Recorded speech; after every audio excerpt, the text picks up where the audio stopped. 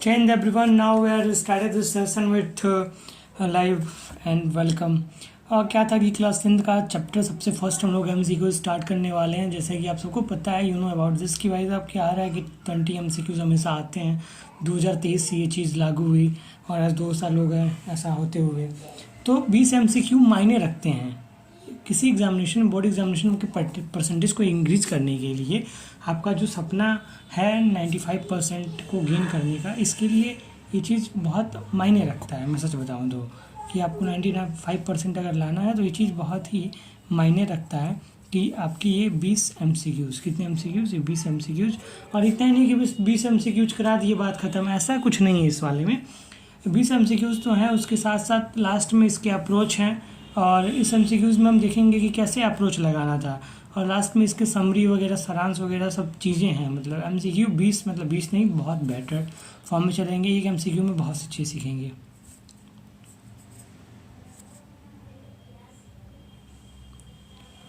पहला क्वेश्चन जो सबके दिल में दिमाग में आता है कि ये क्वेश्चन बोर्ड एग्जामिनेशन में बहुत बार पूछा गया है, मतलब रिपीटेशन बहुत है इस क्वेश्चन के।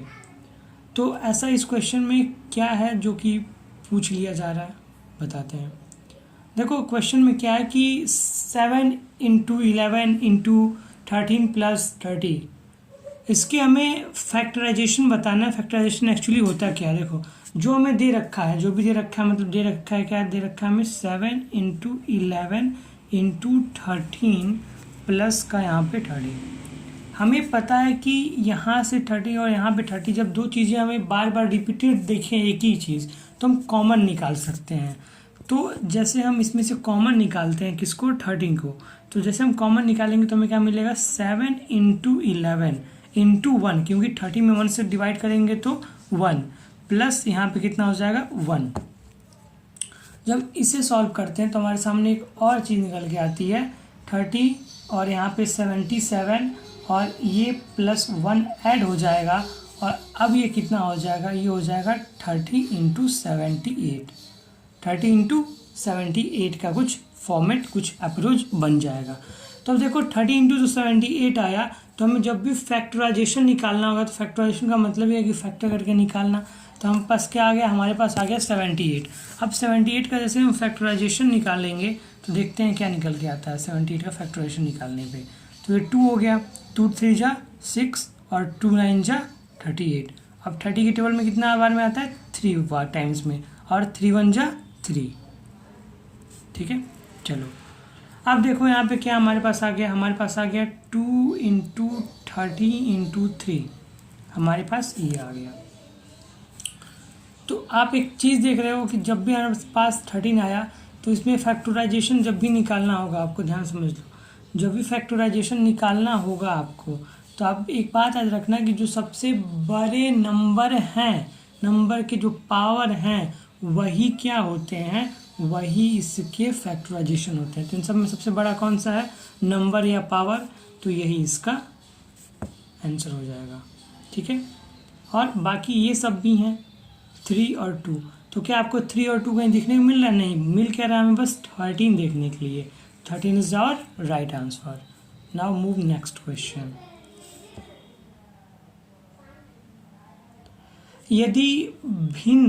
यदि किसी भिन्न का हर, मतलब डिनोमिनेटर जो उसका है 2 और 5 के अलावा कुछ भी आता है। बहुत बढ़िया क्वेश्चन यहाँ पे जो इसने कहा है, ये याद कर लेने वाली चीज़ है कि 2 और 5 के अलावा अगर कुछ भी आएगा तो नॉन टर्मिनेटिंग रिक्यूरिंग होता है, यानी कि नंबर होता है, यानी कि वो अनंत आवृत्ति के साथ आता है, केवल आवृत्ति के साथ नहीं होता है, समाप्त होने वाला नहीं होता है, वो चलते जाता है। जैसे कि पाई हमारे पास है, पाई क्या है, पाई एक प्रकार से अनंत आवृत्ति है।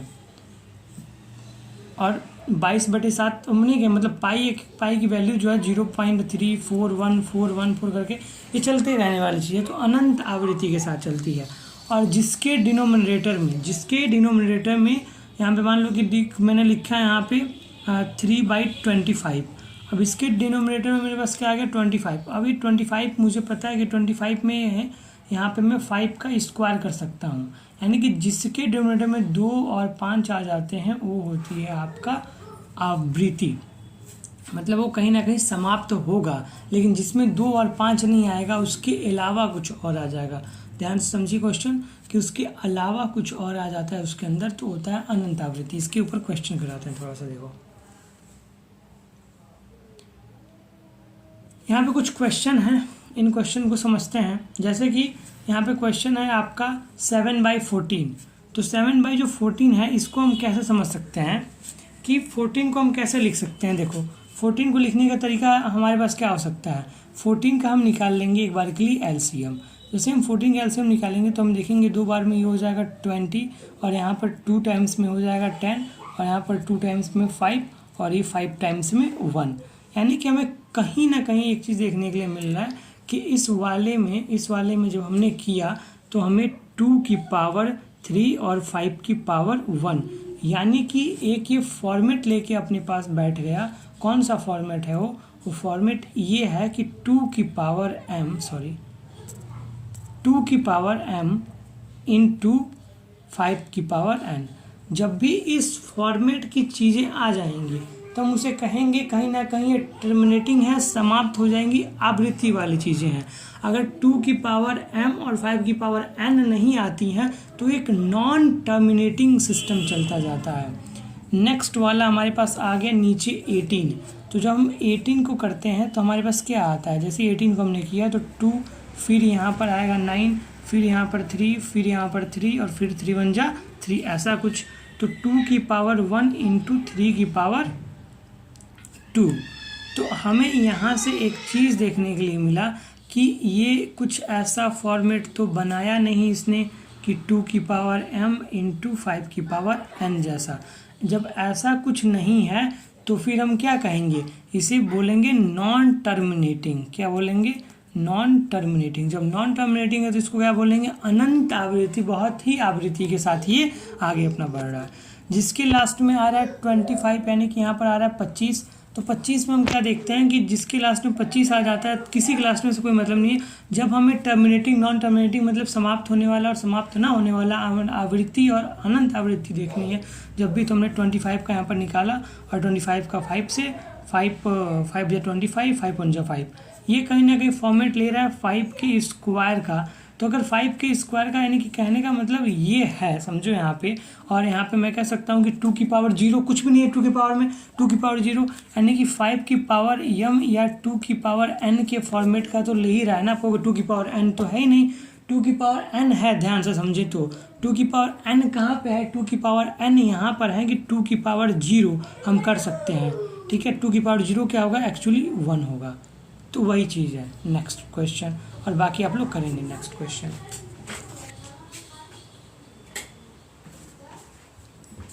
देखो ये क्वेश्चन में क्या है कि एलसीएम दे रखा है, एचसीएफ दे रखा है, और आपको दूसरा तीसरा नंबर निकालना है।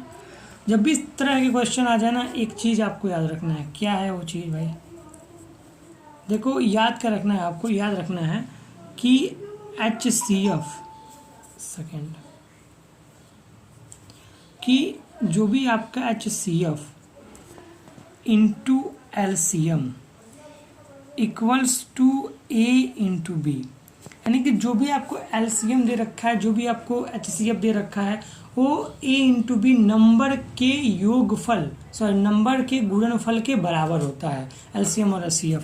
तो हमें पता है यहाँ पर हमें HCF कितना दे रखा है, तो आप कहोगे कि हमें HCF यहाँ पर दे रखा है 12, सॉरी हमें HCF कितना दे रखा है, HCF दे रखा है 12।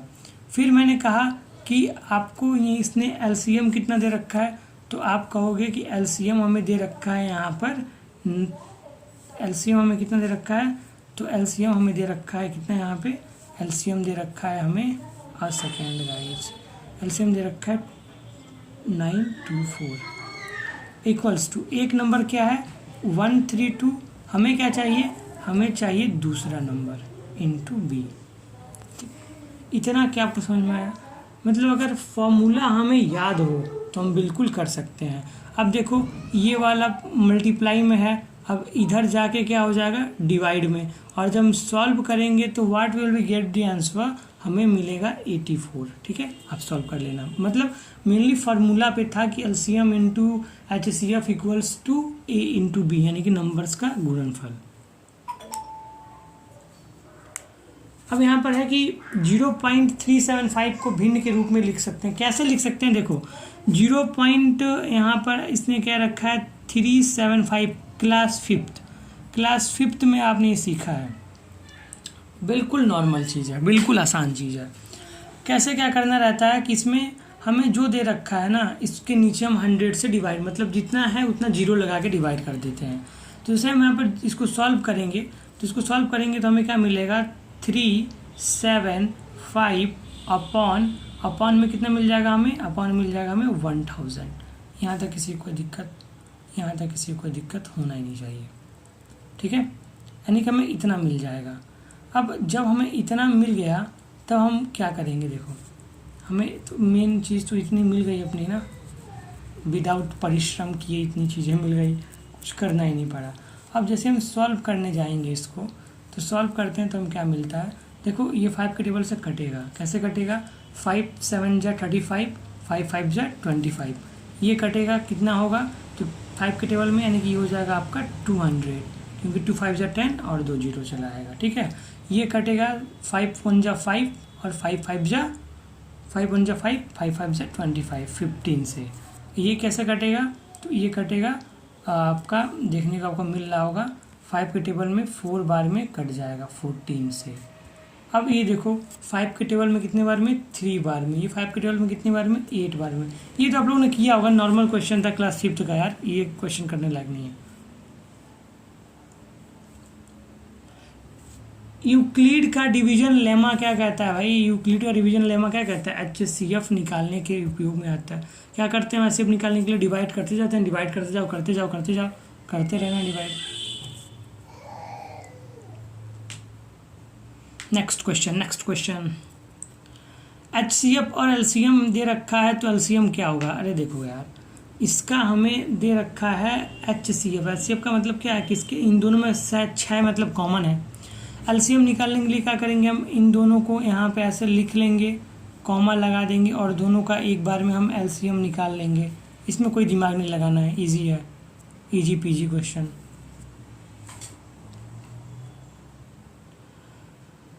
कह रहा है यहाँ पे, बहुत बढ़िया क्वेश्चन है। बढ़िया क्वेश्चन क्या है? वही क्वेश्चन है क्लास 5 का ही, ध्यान समझो कि 2.3178 को बदलने पर डिनोमिनेटर का गुणनखंड नहीं है। मतलब क्या नहीं आएगा, क्या आएगा वो तो आएगा ही, और जो आएगा तो जो ऑप्शन में नहीं है वही नहीं आएगा। उस पर कन्फ्यूज नहीं, वो क्या आना है क्या नहीं आना बताते हैं। तो हम इसको सॉल्व करेंगे तो क्या सॉल्व करेंगे, हम जब सॉल्व करेंगे 3 1 7 और 8 और पॉइंट लगा हुआ है यहाँ पे 4 डिजिट के बाद, तो नीचे कितना आ जाएगा, 40 आ जाएगा, सिंपल है। अब नीचे ऊपर पता है 8 है, नीचे 0 है, 2 से डिविजिबल हो सकता है, 2 से डिविजिबल कर लेते हैं। तो 2 1 जा 2, 2 1 जा 2 और 2 8 जा 16 और 2 9 जा 18, और इसको डिवाइड करेंगे तो कितना आ जाएगा, इसको डिवाइड करेंगे तो आ जाएगा यहाँ पे 5000, ठीक है 5000। अब इस 5000 का गुणनखंड निकालना है यहाँ पर देखो, तो क्या कर लेंगे, निकाल लेंगे, इसका LCM ले लेंगे 5000 का। तो 5000 का जैसे LCM लेंगे तो देखो कितना निकल के आ रहा है, ये रहा 5000। पहले 2 बार में चला जाएगा, कितना हो जाएगा 2500। फिर यहाँ पर 2 बार में चला जाएगा, कितना हो जाएगा 1250। फिर यहाँ पे इसको सॉल्व करेंगे तो 6 बार में और 750, यहाँ पे 10 आ जाएगा, 5 675। फिर 5 से 5 1 जा 5 और यहाँ पर 2 टाइम्स 125, और फिर यहाँ पर आपका 5 से चला जाएगा, 5 2 जा 10 25, और फिर यहाँ पे 5 5 और यहाँ पे एक बार और 5 और फिर यहाँ पे 1। ये तो आप लोगों को सॉल्व करना चाहिए, पर लेकिन खैर वाली चीज़ें हैं कि मैं करा रहा हूँ भाई।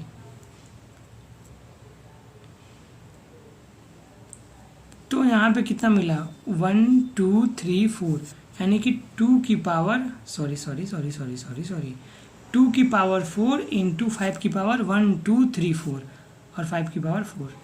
तो यानी कि 2 और 5, यानी कि ये क्या होगा, एक तरह से आवृत्ति वाला है, यानी कि समाप्त हो जा रहा है, ये फॉर्म में आया तो इसमें 2 और 5 आ रहे हैं, 2 आ रहा है 5 आ रहा है, 3 और 7 नहीं आ रहा है।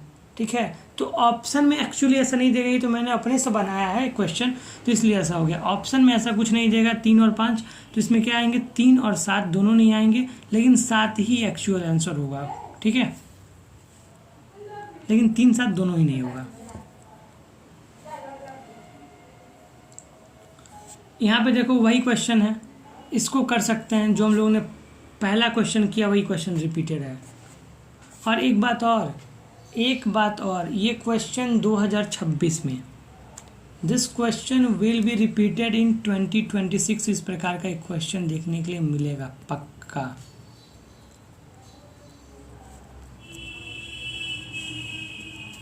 ठीक है, प्रैक्टिस कर लेना, क्योंकि पहले क्वेश्चन जैसे पहला क्वेश्चन किए ही हम लोग ना भी।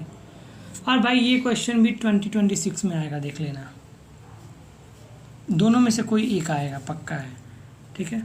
ये इसके 20 पे होता है, जहाँ पर से हम लोग क्या करते हैं, जब हमें रिमाइंडर निकालना रहता है, इस पर एक न्यूमेरिकल भी आ सकता है, ये भी 100% इस पर न्यूमेरिकल आ सकता है। आपने प्रैक्टिस किया होगा अगर, तो कोई बात नहीं, मैं आगे करा दूंगा।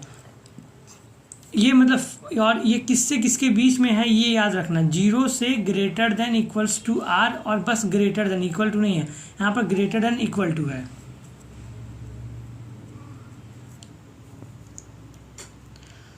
दो संख्याओं का HCF और LCM क्या होता है, संख्याओं का गुणनफल होता है।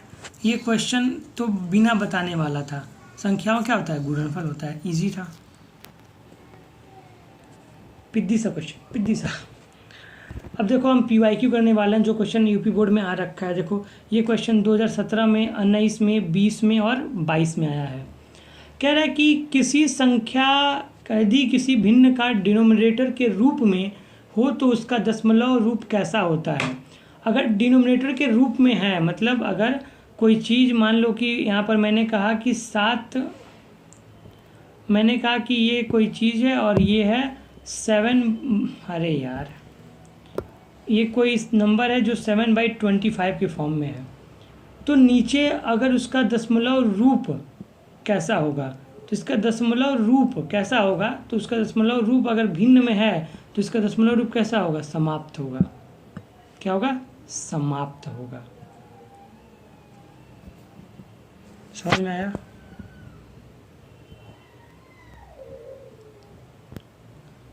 ये आसान है, ये पेयर पूछा गया है तो इसलिए आपको पेयर रट लेना है। देखो पेयर पूछा गया है ना इसमें, कि यह पेयर बहुत बार पूछा गया है, तो इस पेयर को जैसे कि 252 अगर बोर्ड में आ जाए अगली बार, 198 का HCF क्या होगा, तो आप फटाक से बता दोगे कि 18 होगा बिना सॉल्व किए। तो इसको याद कर लो, नहीं तो सॉल्व करना तो एक्चुअली आता होगा, क्लास 6 की चीज़ें हैं। ये रिपीटेड हो गया ना, मैंने बताया था ना कि 2026 में आया क्वेश्चन, ये सबसे पहला क्वेश्चन है। ये फर्स्ट क्वेश्चन हम लोगों ने, फर्स्ट स्लाइड का ही क्वेश्चन है, और फिर यहाँ पर रिपीट हो गया 2026 में आना है, इसको कोई नहीं रोक पाएगा। देखो 0.3333 ये क्या है, बहुत बार आया है, मतलब ये सब क्वेश्चन क्या है ना, जो हम करा रहे हैं इतनी बार क्वेश्चन आया ना, दबा के मज़ा आ जाएगा। कि ये क्या है, ये परिमेय संख्या, कैसे परिमेय संख्या है, क्योंकि यहाँ पे देखो 0.3333 है, तो इसको हम P/Q के फॉर्म में लिख सकते हैं कि नहीं। जिसे हम P/Q के फॉर्म में लिख सकते हैं वो आपका परिमेय होता है, जिसे नहीं लिख सकते हैं उसे क्या कहते हैं हम लोग, अपरिमेय। इसको लिख सकते हैं हम 333/1000, ठीक है, 1000।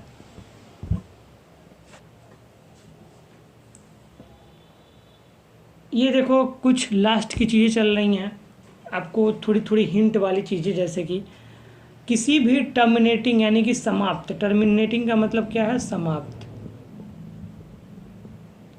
किसी भी टर्मिनेटिंग डेसिमल हर डिनोमिनेटर केवल रूप में होगा, ठीक है, यानी कि मैंने बताया जैसे कि 7/25, तो हर रूप में है कि नहीं, जो टर्मिनेट जो कटेगा पटेगा वो कैसा होगा, हमेशा हर के रूप में होगा।